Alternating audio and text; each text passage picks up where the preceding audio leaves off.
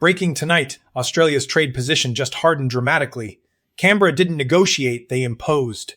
Tensions are rising across the Indo-Pacific tonight. China expected Australia to tolerate dumped steel indefinitely, but instead of accepting unfair competition, the Albanese government activated tariff protection this month. Everyone believed Australia would avoid confronting Beijing on trade remedies. Financial markets expected Canberra to prioritize the relationship over domestic manufacturers. Analysts assumed Australia would defer to Chinese warnings about retaliation. They were all utterly incorrect. Canberra, February 2026. The Anti-Dumping Commission completed its investigation and delivered its verdict. Metallic-coated steel ceiling frames from China, height up to 45 mm, width up to 60 mm, base metal thickness up to 0.65 mm, dumped on the Australian market. Industry Minister Tim Ayres didn't hesitate. A 10% tariff imposed immediately. Translation: Canberra just told Beijing that Australian sovereignty and trade policy is non-negotiable. And what happened next? The government that ordered a comprehensive Productivity Commission investigation into steel dumping reveals exactly why Australian manufacturers are fighting back, while Chinese market dominance faces its first major challenge in years. Dear viewers, between late 2025 and February 2026, something extraordinary happened in Australia-China trade relationships. Beijing pushed too hard on steel. Canberra said no. And Australian manufacturers, battered but resilient, became the industry every trade official started protecting first. This isn't just about one tariff on ceiling frames. This is about the fundamental shift in Australia's willingness to defend domestic industry and the collapse of the assumption that Canberra would always prioritize diplomatic harmony over economic sovereignty. The numbers that changed everything. Let's establish the facts that forced this decision. The Australian Steel Institute filed their emergency application late in 2025. Their data was devastating. Fabricated steel imports had surged to 700,000 tons per year. The source: overwhelmingly China. The impact: Australian steelmakers pushed to breaking point. Think about that number. 700,000 tons annually. Not organic market growth. Not fair competition. Dumped product sold below normal value, flooding the Australian market with one clear objective: eliminate local competition. The ASI didn't request modest protection. They demanded a 50% tariff on imports above 450,000 tons. That's how severe the distortion had become. That's how desperate Australian manufacturers were for intervention. But here's what makes this decision even more significant. This wasn't an isolated complaint from one struggling company. This was Blue Scope Steel. This was Rondo Building Services. These are Australia's industrial anchors, companies that employ thousands, companies that represent decades of manufacturing capability, all registering formal complaints about unfair Chinese competition. The Anti-Dumping Commission investigated. They assessed whether export prices exceeded normal value. They examined the evidence. And in February 2026, they reached their conclusion: Chinese steel ceiling frames were being dumped, causing material injury to Australian industry. The government's response: immediate tariff implementation, 10% on the specific products identified in the investigation. China's reaction: the predictable warning. Here's where the narrative gets fascinating. Late last month, Chinese Ambassador Xiao Qian hosted media at the Chinese embassy in Canberra. His message: carefully calibrated diplomatic pressure disguised as trade philosophy. Trade arrangements on steel are mutually beneficial, the ambassador told reporters. Then came the reminder: we are both members of the World Trade Organization. Translation: Australia, you're about to violate the rules we both agreed to follow.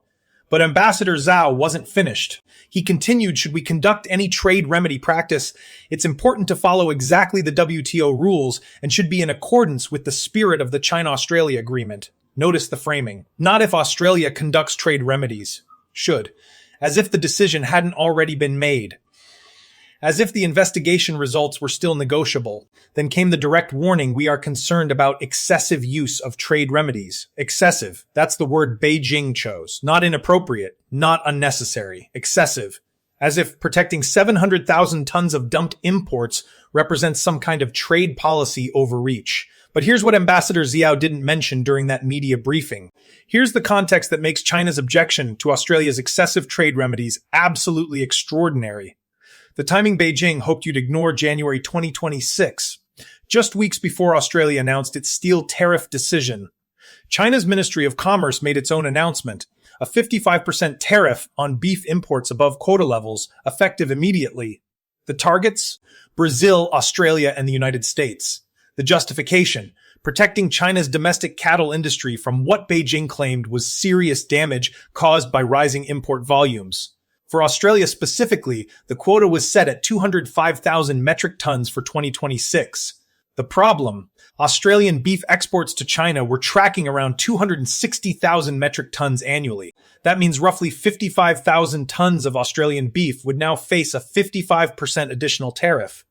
The Australian Meat Industry Council warned the measure could cost the sector approximately $1 billions.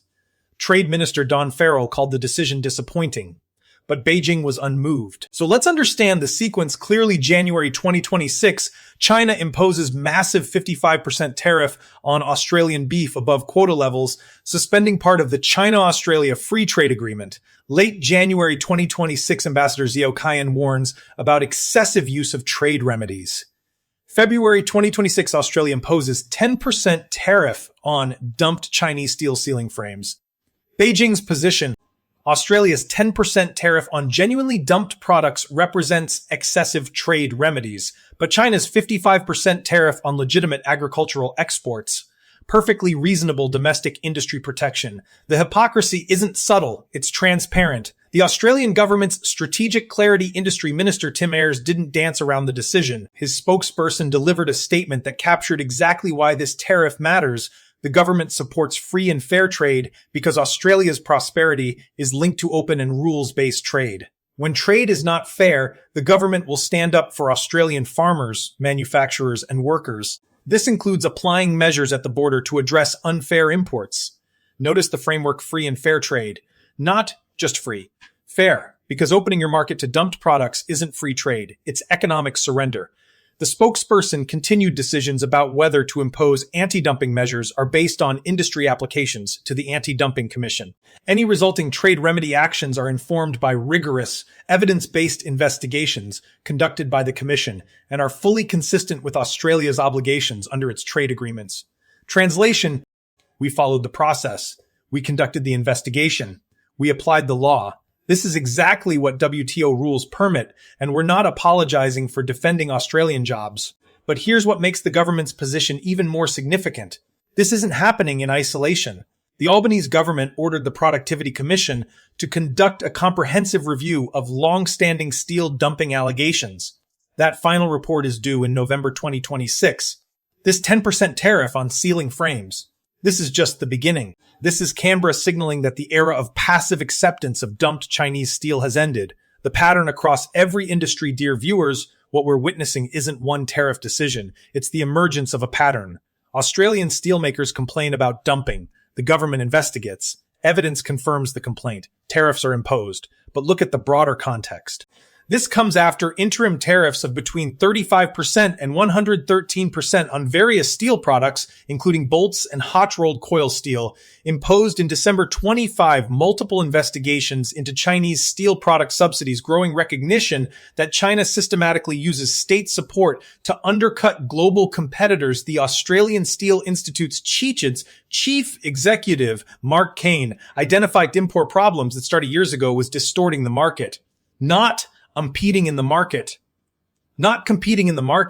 distorting it. That's the distinction that matters. Because when you have government subsidies supporting below-cost pricing, when you have strategic dumping designed to eliminate competition, when you have 700,000 tons of imports flooding a market that can't possibly absorb that volume through legitimate demand, you don't have free trade anymore. You have economic warfare conducted through commercial channels. What happens next? The retaliation question. Here's the question every Australian business is asking tonight: how will Beijing respond? The Chinese embassy was contacted for comment. No response yet. But based on historical patterns, based on China's reaction to previous Australian trade measures, based on Ambassador Zhao's warning about excessive remedies, retaliation is almost certainly coming. The most vulnerable target. Iron ore. China processes Australian iron ore into the steel products they then dump on global markets. It's the perfect leverage point. Beijing could threaten restrictions on Australian iron ore imports, creating pressure on companies like BHP that depend on Chinese demand. But here's why that retaliation would be more complicated than it appears. China needs Australian iron ore. They don't have alternative suppliers at the scale and quality Australia provides. Restricting Australian iron ore would immediately increase Chinese steel production costs, undermining the very competitive advantage Beijing is trying to protect through dumping. Would Beijing accept higher steel costs to punish Australia for imposing legitimate anti-dumping tariffs? That's the calculation Canberra is betting they won't make. And there's another factor. Global attention. The world is watching how Australia handles Chinese trade pressure. Other middle powers are watching whether Canberra can defend economic sovereignty without catastrophic consequences.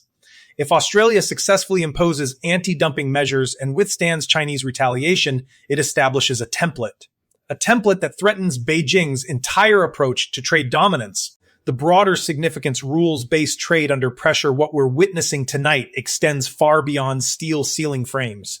This is about whether WTO rules actually mean anything when confronted with state-backed dumping at scale. This is about whether middle powers can defend domestic industries against strategic economic pressure. This is about whether free trade includes the freedom to flood markets with subsidized products designed to eliminate competition. Australia's answer is becoming clear no. Free trade requires fair trade. Rules-based trade requires enforcing the rules. And defending Australian manufacturers from dumping isn't protectionism, it's exactly what anti-dumping frameworks were designed to permit. The Productivity Commission investigation due in November will provide even more comprehensive analysis. But the February tariff decision has already sent the signal Beijing needed to hear. Australia will not tolerate indefinite dumping. Australia will investigate complaints from domestic industry. Australia will impose tariffs when investigations confirm unfair trade practices. And Australia will do this regardless of diplomatic pressure from Beijing. That's the new reality in Australia-China trade relationships. The message to Australian industry, dear viewers, if you're in Australian manufacturing tonight, here's what this decision means for you. Your government is willing to defend you, not with empty rhetoric, not with political posturing, with actual tariffs backed by rigorous investigation and WTO-compliant procedure. BlueScope Steel and Rondo Building Services filed complaints. The Anti-Dumping Commission investigated. Evidence confirmed dumping. Tariffs were imposed. That's the process working exactly as designed. But more importantly, this signals that the Albanese government understands something fundamental. You cannot have a sovereign nation without sovereign industry. You cannot have economic security when your entire manufacturing base depends on foreign suppliers who can cut you off at will. The steel industry isn't just about ceiling frames. It's about construction capability. It's about infrastructure development. It's about maintaining the industrial knowledge and capacity to build what Australia needs when Australia needs it. Surrendering that capacity to save a few dollars on dumped imports isn't economic efficiency. It's strategic vulnerability.